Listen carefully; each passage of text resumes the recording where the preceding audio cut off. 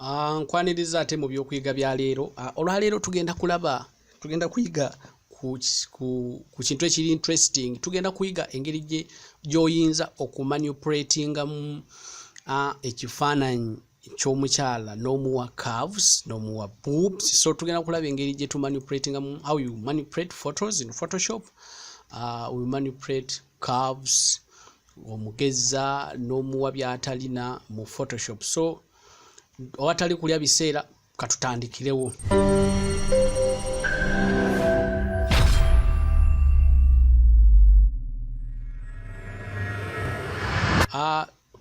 Tugenda kulaba engeri gye tukolamu ku bifaananyi bino byonna, olw'ensonga nti cases engeri gye ziyinza okuba ez'enjawulo, oyinza okusiŋŋaana ebifaananyi nga buli kimu olina kikwata mu ngeri ya njawulo. So byonna tugenda bisuulamu tukole ku kimu ku kimu. Okay, so tugenda kutandika ne model waffe ono. So tulabe engeri gye tumuwa ku curves ate then tumuyimulemmukko ne mu kifuba katono. Nga bwe ntera okugamba nti bw'oba oli wa kweditinga bifaananyi, kiba kisingako n'oba n'ebifaananyi nga binyirira bulungi, nga birina high resolution, kikuyambako okuba nga kiwa results ennungi. Naye era waliwo w'obeera, because Photoshop baamukola ku manipulatinga bifaananyi, so gwe mulimu omukulu ennyo kwa Photoshop. So katandikirewo. So ngenda kukola layer endala. Turning into a smart object, olw'ensonga nti saagala nnyinza okuretouchinga kye saagala ate nga nandyetaaze okukirivasinga, so kiba kinnyanguyira nnyo. Ngenda kujja ku part gye njagala okusooka okuretouchinga. So ngenda kupikinga selection tool eno, nzije nkube part gye njagala okugeza. So ngenda kukwata ku part eno mpaka wano. Yes, then bwe mala okugiselectinga nzije mu filters, boom, nyige liquify tool gye bagiyita liquify. So mu tool yaffe ya liquify ngenda kuzoominga in osobole okubeera ng'olaba bulungi. Kuzoominga in okwata control no clickinga, oba okuzoominga out okwata control ne out no clickinga back. So tool esooka yeno, then tool eddako tugenda kuba tukozesa blot oba tube nga tukozesa forward wrap. So kankendeeze ku size ya brush yange, then njagala olabe nti bw'ojja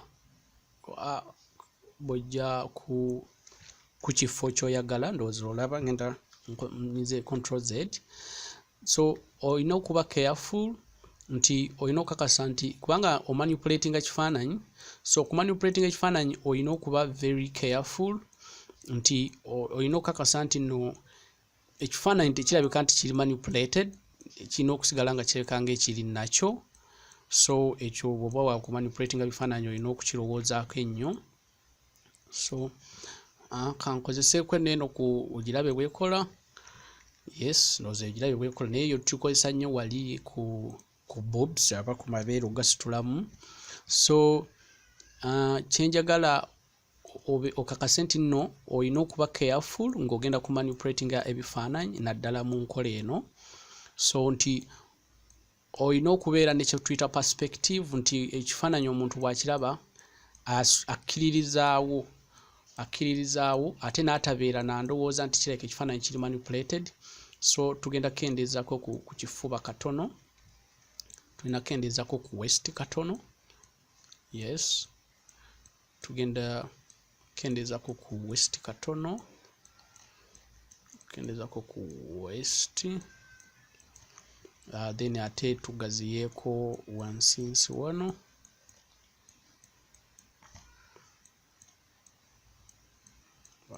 Bamuzi zaffe zigejjegejjemu.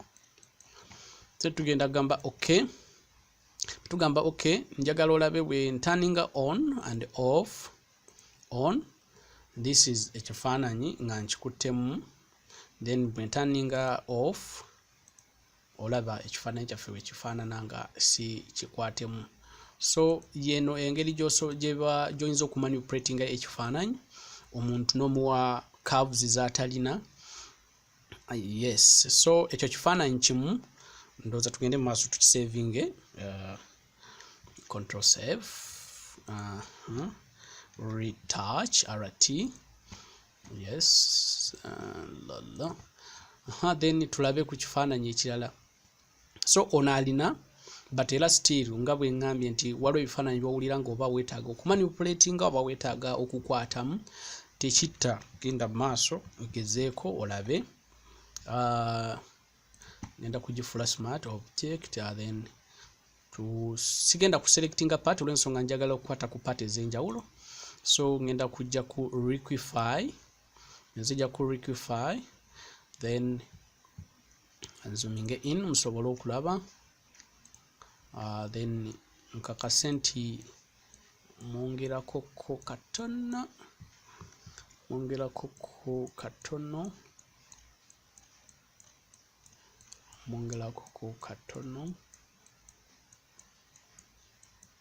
kabina. Yes, omuntu bw'abeera n'akabina akanene, so olina okukakasa nti oli persuasive mu retouch sizo n'otabeera nnyo manipulative. So ng'ate so bwe tujja wano tusitulemu,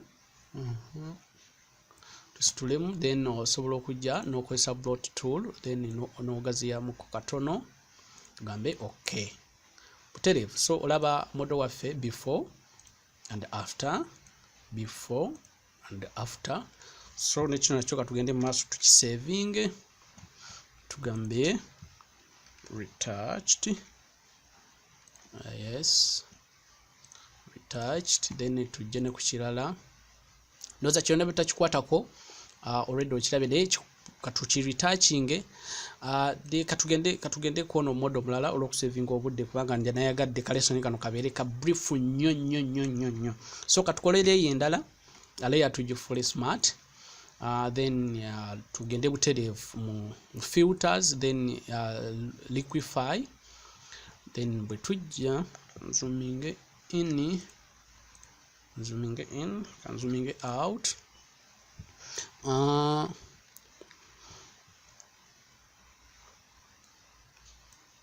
Okay, so ngenda kukozesa eno toolbox okusobola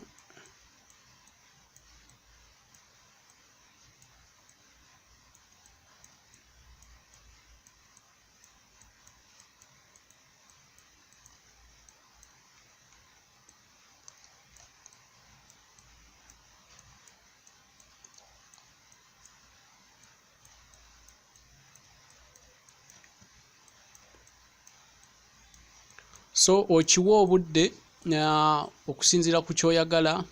Nze simanyi gwe muntu bwe oyagala kumulitachinga waba afaanana oba okumumanipulatinga, naye nga eno yengeri ennyangu ennyo gy'osobola okumanipulatinga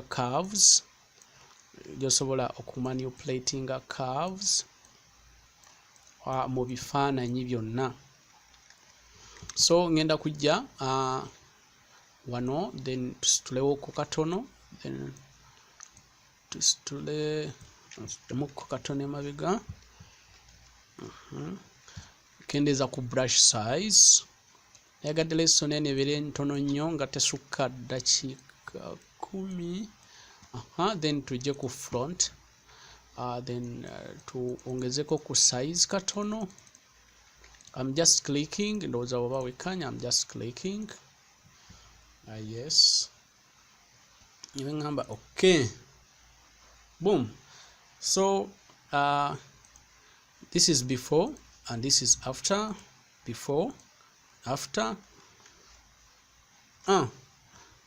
So genda maaso ogezeeko olabe engeri gy'okumanipulatinga mu curves and boobs in Photoshop. Engeri nyangu nnyo, tetwala wadde na bu seconds. Tusisinkana ate mu by'okuyiga ebinaaba biddako, teweerabira okusharinga ate n'okusubscribinga ate n'okugaba oba oli awo okutegeezaako omulala naye ajje ayigire wamu.